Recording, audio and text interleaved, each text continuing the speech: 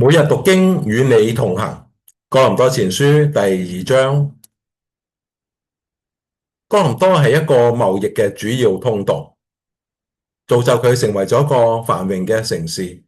生活方式趨向奢華享樂，思想風氣崇尚高言大志。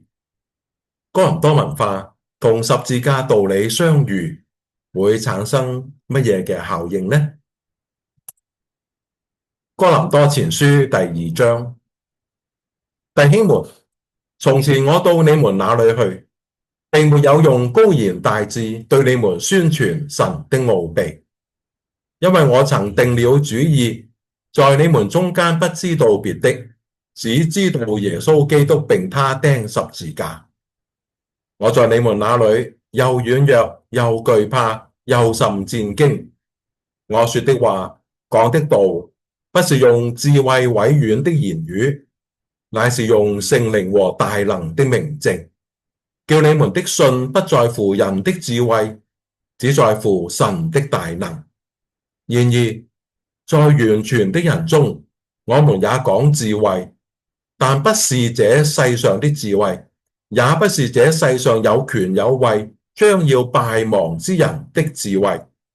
我們講的，乃是從前所隱藏神奧秘的智慧，就是神在萬世之前預定使我們得榮耀的。這智慧世上有權有位的人沒有一個知道的，他們若知道，就不把榮耀的主釘在十字架上了。如經上所記，神為愛他的人所預備的，是眼睛未曾看見，耳朵未曾聽見，人心也未曾想到的。只有神藉着聖靈向我們顯明了，因為聖靈參透萬事，就是神深奧的事也參透了。除了在人裏頭的靈，誰知道人的事？像這樣，除了神的靈，也沒有人知道神的事。我們所領受的，並不是世上的靈，乃是從神來的靈，叫我們能知道神開恩賜給我們的事，並且我們講說這些事，不是用人智慧所指教的言語，乃是用聖靈所指教的言語，將屬靈的話解釋屬靈的事。然而屬血氣的人不領會神聖靈的事，反倒以為愚拙，並且不能知道，因為這些事唯有屬靈的人才能看透。屬靈的人能看透萬事，卻沒有一人能看透了他。誰曾知道主的心去教導他呢？但我們是有基督的心了。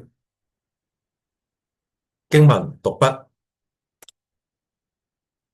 十字架喺羅馬時代係代表失敗同羞辱，哥林多人嚮往嘅卻係成功同榮耀。不過保羅冇投其所好，採取高言大智嘅方式去傳道，相反，佢定下嘅策略係只傳耶穌基督並他釘十字架。因為十字架道理外表係愚拙，裏面卻係神嘅智慧與榮耀。屬血氣嘅人用人嘅智慧去尋求神嘅事，結果係不能夠明白嘅。甚至佢哋睇神嘅智慧就係十字架嘅道理係愚拙。只有屬靈嘅人喺聖靈嘅開啟下，能夠明白十字架係神嘅智慧，叫相信嘅人得與神和好，有永生嘅盼望，明白天國嘅奧秘。保羅指出哥林多教會分黨結派，彼此紛爭，正係屬血氣人嘅表現，唔係屬靈嘅人嘅表現。要叫佢哋慚愧，知所悔改。好，請我哋一齊嘅祈禱。主耶穌啊，求聖靈更新我嘅生命，成為一個屬靈的人，凡事明白同遵行神嘅心意，行事為人唔好停留喺屬血氣的人嘅樣。奉主名求，阿門。